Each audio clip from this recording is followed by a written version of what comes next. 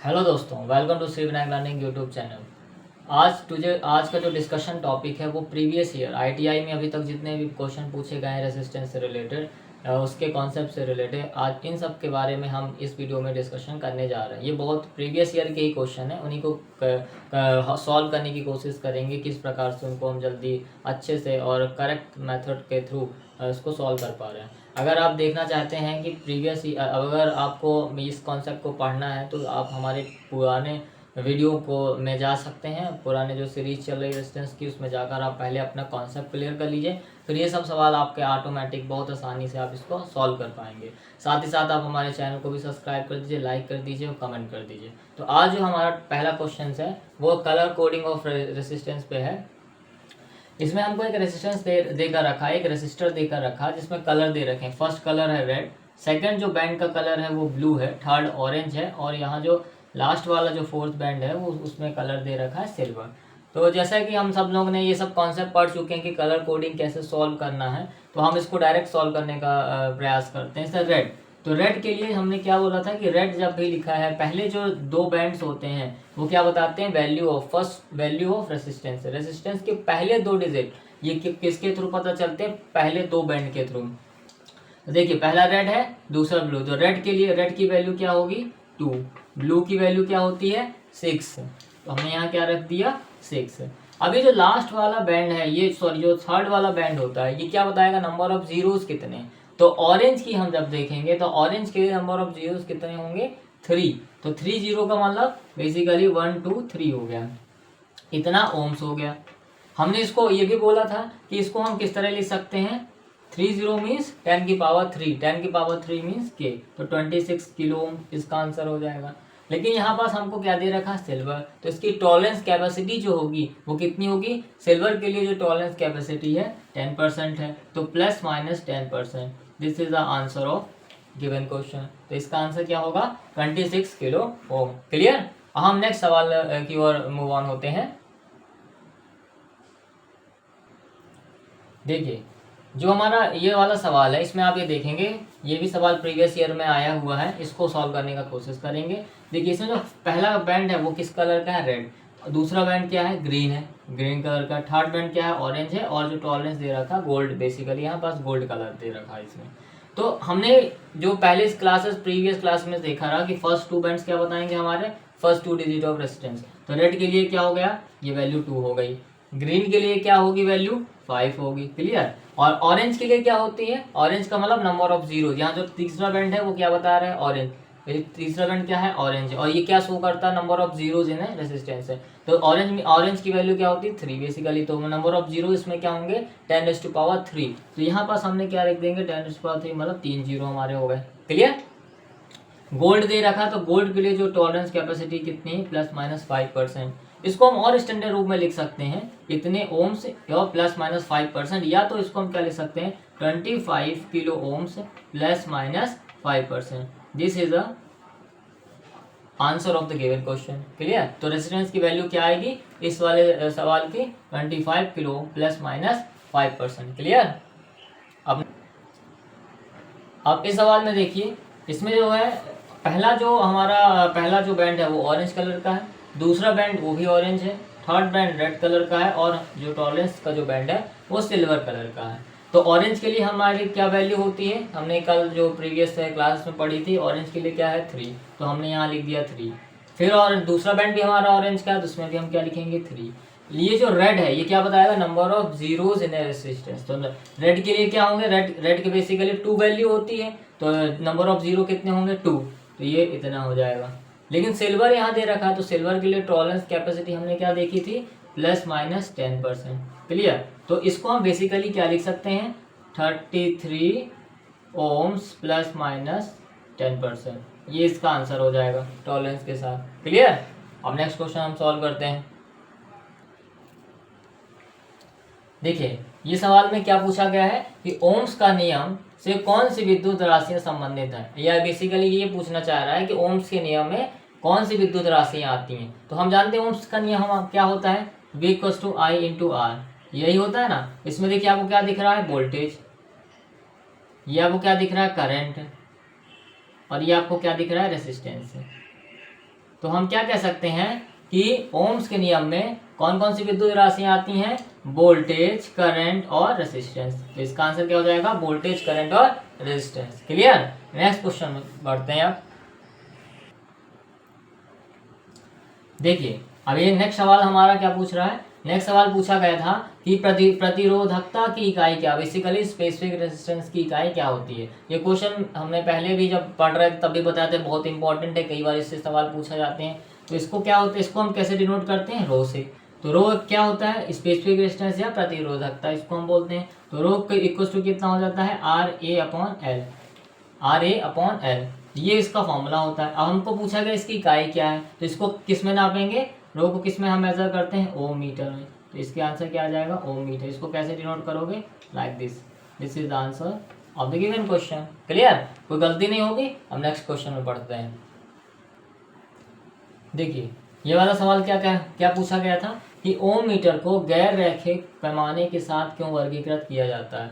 तो कोई भी मीटर है, किसी भी मीटर का जो वर्गीकरण होता है, जो स्केल होती है, वो डिसाइड करती है उसमें हम किस चीज़ को मेजर कर रहे हैं। बेसिकली ओम मीटर से हम क्या मेजर करते हैं, रेसिस्टेंस मेजर करते हैं। तो अभी हमने ओम्स लॉ के थ्रू पढ़ा था, ओम्स लॉ के हमने पढ़ा था I=V/R, ये पढ़ा था R=V/I होता है, तो I और I=V/R होता है।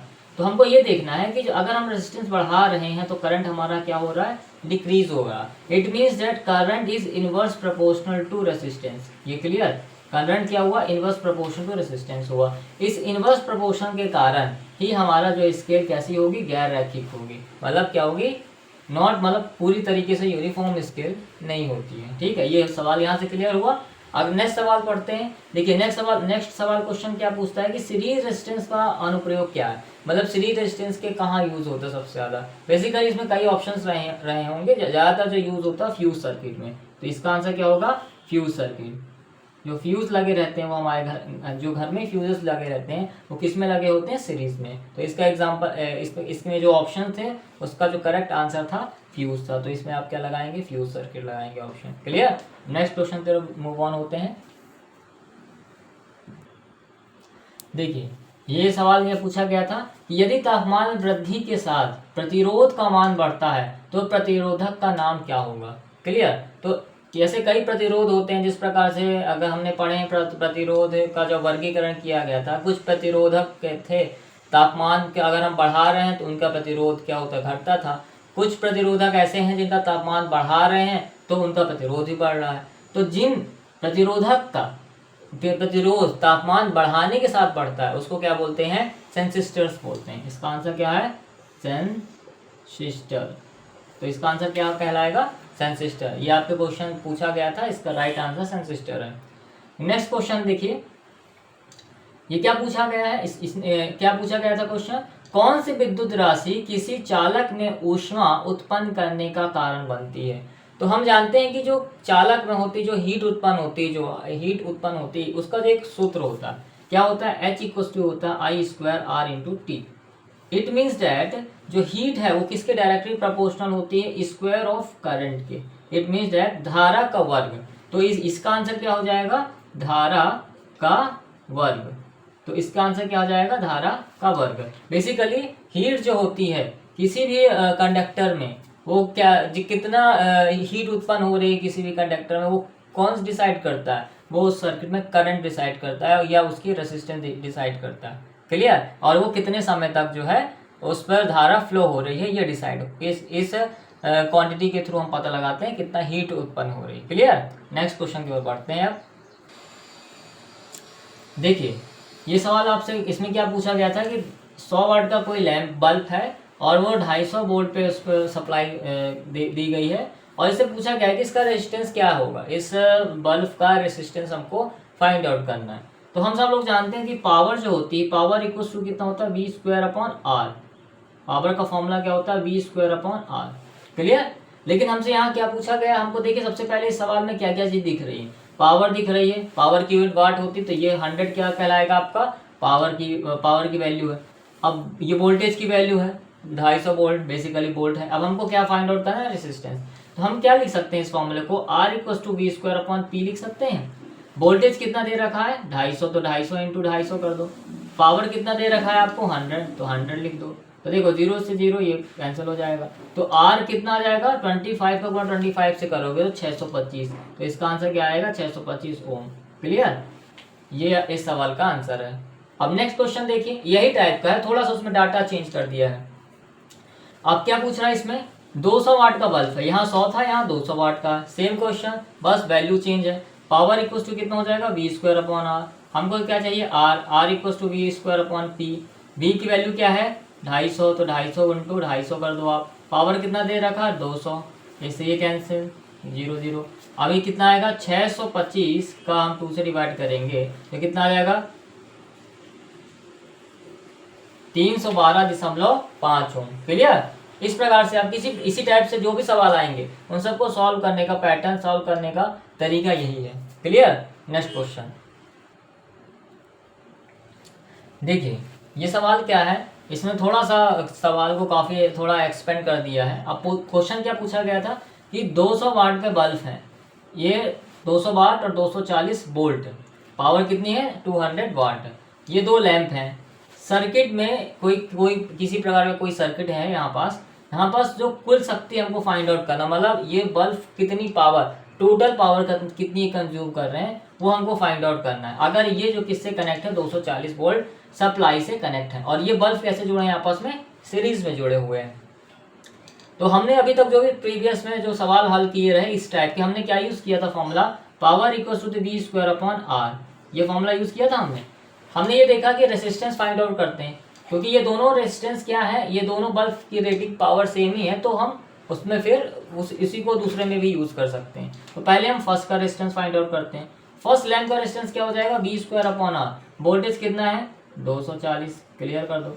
और R की वैल्यू क्या दे रखी है आपको, R तो फाइंड आउट करना है, पावर की वैल्यू क्या दे रखी 200, क्लियर। तो जब आप इसको करेंगे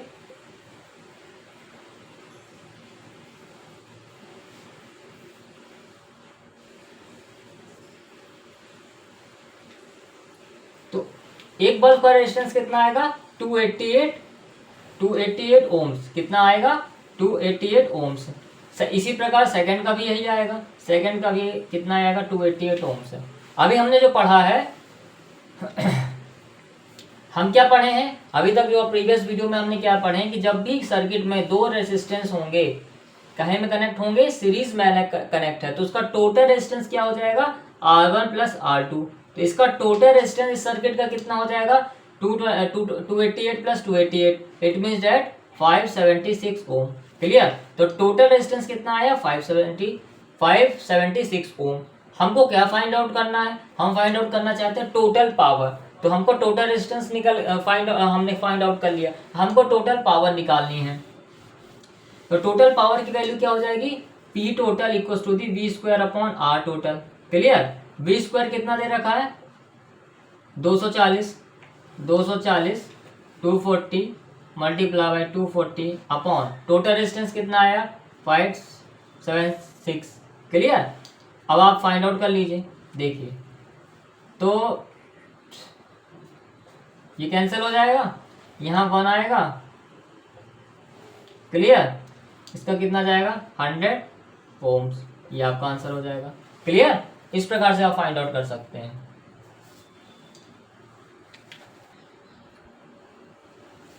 देखिए ये क्वेश्चन क्या पूछा गया था कि कोई बल्ब है उसके प्रति, इसमें पूछा गया कि ये बल्ब दे रखे हैं, अलग अलग पावर रेटिंग दे रखी बल्ब की, और ये पूछा जा रहा है कि किस बल्ब का प्रतिरोध सबसे कम होगा। जैसे 60 वाट का है, 100 वाट का, 200 वाट का है और 500 वाट का है। तो इसको हम फाइंड आउट करते हैं। अभी हमने फॉर्मूला पढ़ा ना, power equal to V² upon R। हमने क्या देखा है कि अगर रेसिस्टेंस कम होगा तो पावर क्या हो जाएगी, ज्यादा हो जाएगी। अब इसमें से आप ये देखिए कि सबसे हाईएस्ट पावर किसकी है 500 वाट की। जब 500 वाट की सबसे हाईएस्ट पावर है तो उसका रेजिस्टेंस भी क्या होगा, कम होगा बाकी की अपेक्षा। इसका आंसर क्या हो जाएगा 240 वोल्ट और 500 वाट। क्लियर, नेक्स्ट क्वेश्चन क्या है कि खुले सर्किट का प्रतिरोध का मान क्या होगा। ओपन सर्किट का जो रेजिस्टेंस होता है क्या होता है, तो ओपन सर्किट का रेजिस्टेंस हमेशा क्या होता है इनफाइनाइट होता है, अनंत होगा। अनंत होने के कारण वहां पर किसी प्रकार का धारा प्रवाह नहीं होता है। क्लियर, ये चीज हमको समझनी है। नेक्स्ट क्वेश्चन अपन बढ़ते हैं आगे। देखिए ये सवाल दे रखा है, इस सवाल में क्या पूछा जा रहा है कि यहाँ पास इस रेजिस्टेंस की वैल्यू क्या होगी। यहाँ हमको करंट 12 एम्पियर दे रखी है और ये 4 ओम का रेजिस्टेंस है जो पैरेलली कनेक्ट है 4, 6 और यहाँ ये जो आर की वैल्यू दे रखा है इसको हमको फाइंड आउट करना है कि क्या होगी। तो हमने ये देखा कि जब कभी भी रेजिस्टेंस पैरेलल में कनेक्ट होते हैं तो इनके अक्रॉस वोल्टेज हमेशा सेम होता है। तो यहाँ पास हर एक टर्मिनल पर वोल्टेज कितना आ रहा है 24 वोल्ट। तो हम I1 फाइंड आउट करते हैं। I1 क्या फ्लो, I1 की वैल्यू क्या हो जाएगी V अपॉन आर। आर की वैल्यू क्या है 4 ओम है, वोल्टेज कितना 24 upon 4 it mean 6 ampere current यहाँ फ्लो होगी। इसी प्रकार हम I2 फाइंड आउट करेंगे। तो I2 क्या होगी V अपॉन आर। तो V की वैल्यू कितनी है 24, आर कितना है 6 4 24 4 एम्पियर करंट फ्लो हो रही है।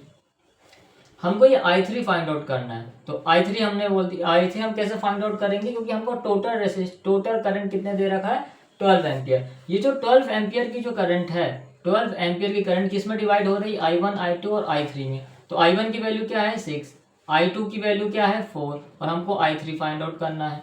तो I3 की वैल्यू कितनी हो जाएगी 6 4 10 और यहाँ आ जाएगा 2, मतलब 12 माइनस 10 इट मीन्स 2। तो I3 कितना हो जाएगा 2 एम्पियर हो जाएगा। तो I3 की वैल्यू क्या आ गई 2 एम्पियर आ गई। क्लियर। हमने अब ओम्स लॉ के थ्रू पढ़ा था कि V equals to I into R होता है। तो हमने ये देखा कि वोल्टेज कितना हो गया, वोल्टेज 24 दे रखा है, करंट कितनी है हमारी फ्लो हो रही है 2 एम्पियर फ्लो है। तो रेजिस्टेंस कितना हो जाएगा से 12। तो R की वैल्यू क्या आ जाएगी 12 ओम। तो इस वाला जो रेजिस्टेंस है इसकी वैल्यू कितनी हो जाएगी 12 ओम। इस सीरीज में हमने क्या कवर किया, इस सीरीज में हमने जितने भी मोस्ट इंपॉर्टेंट प्रीवियस ईयर के क्वेश्चंस रिलेटेड टू रेसिस्टेंस रहे वो सब हमने अच्छे से काफ़ी कवर कर लिए। सभी प्रकार के क्वेश्चंस इस सीरीज में कवर हो गए हैं। और अगर आप इससे रिलेटेड कॉन्सेप्ट देखना चाहते हैं, समझना चाहते हैं, तो हमारी जो सीरीज चल रही है शुरू से स्टार्टिंग से आप जाइए, पूरे वीडियोस को अच्छे से पढ़िए, सभी आपके कॉन्सेप्ट क्लियर हो जाएंगे। ये सभी क्वेश्चंस और इससे रिलेटेड जितने भी क्वेश्चंस आपके एग्जामिनेशन में आएंगे वो सब आपसे बन जाएंगे। ये Shri Vinayak learning YouTube channel को सब्सक्राइब करिए, लाइक करिए, कमेंट करिए, शेयर करिए। Thank you for watching this video.